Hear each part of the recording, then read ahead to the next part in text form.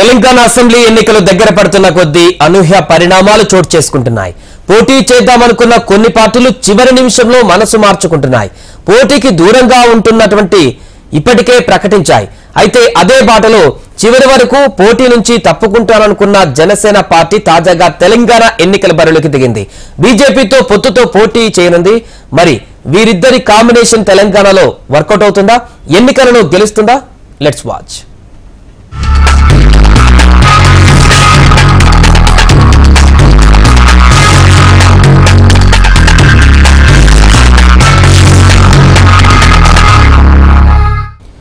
తెలంగాణ ఎన్నికలు హోరాహోరీని తలపిస్తున్నాయి. అన్ని పార్టీలు నువ్వా నేనా అంటూ బరిలోకి దిగుతున్నాయి. ఇప్పటి వరకు రాష్ట్రంలో 3 పార్టీల మధ్య త్రిముఖ పోరు ఉంటుందనుకున్న వేళ తాజాగా జనసేన చేరిపోయింది. తమ వల్ల కాదనే టీడీపీ, వైఎస్ఆర్టీపీ దూరమైతే నేనున్నానన్న పవన్ ధైర్యాన్ని బీజేపీ ఎలా నమ్ముతోంది?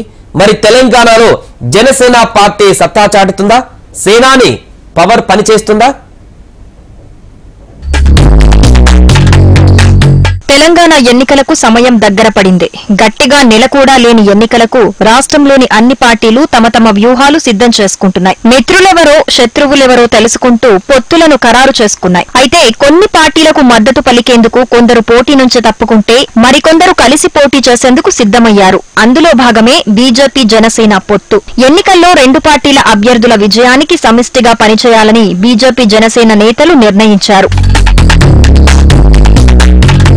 తెలంగాణ ఎన్నికల్లో బీజేపీ జనసేన కలిసి పోటీ చేయనున్నాయి. ఈ క్రమంలో జనసేన పార్టీ అధినేత పవన్ కళ్యాణ్ నివాసంలో బీజేపీ రాష్ట్ర నేతలు జరిపిన చర్చలు సఫలమయ్యాయి. ఈ నేపథ్యంలో జనసేనకు కేటాయించే స్థానాలపై స్పష్టత వచ్చింది. 8 స్థానాల్లో జనసేన పోటీ చేయనుంది. ఖమ్మం, అశ్వారావుపేట, కొత్తగూడెం, మధిర, వైరా, నాగర్ కర్నూల్, కోదాడ, కూకట్పల్లి స్థానాలు కేటాయించినట్లు సమాచారం. అయితే శేర్లింగంపల్లి స్థానంపై మాత్రం ఎటూ తేల్చలేకపోతున్నారు. ఈ స్థానం కోసం జనసేన పట్టుపడుతూ ఉండగా ఇప్పటికే బీజేపీ నేతలు చాలా మంది ఇక్కడి నుంచి పోటీ చేసేందుకు సిద్ధంగా ఉన్నారు. మొదట జనసేన 11 స్థానాల్లో పోటీ చేయాలని నిర్ణయించిన తాజా చర్చల్లో 8 స్థానాలకు అంగీకరించింది.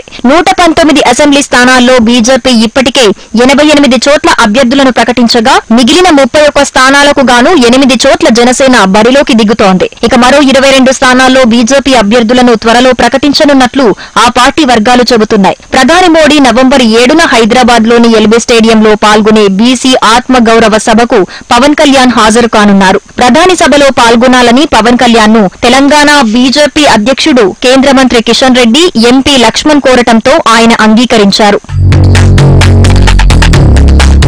ప్రధానంగా ఈ ఎన్నికల్లో బీఆర్ఎస్, కాంగ్రెస్ పార్టీల మధ్య పోటీ నెలకొన్నట్లు తెలుస్తోంది. అయితే ఇప్పుడు పొత్తులో భాగంగా బీజేపీ, జనసేన పార్టీలు పోటీలో చేరిపోయాయి. ఎన్డీఏలో జనసేన భాగస్వామిగా ఉన్నప్పటికీ బీజేపీ కూటమిలో లేని టీడీపీతో ఏపీలో పొత్తు పెట్టుకుంది. కానీ తెలంగాణలో మాత్రం బీజేపీతో కలిసి వెళ్తున్నారు పవన్. మరి తెలంగాణలో పోటీ చేయని టీడీపీ ఏ పార్టీకి మద్దతు ఇస్తుందనేది ఇప్పుడు ఆసక్తిగా మారింది. ఎన్నో మీటింగ్లు, సమావేశాల అనంతరం చివరి వరకు కంటిన్యూ అయిన కన్ఫ్యూజన్ కు తెరపడింది. బీజేపీ జనసేన పొత్తు ఖరారైంది.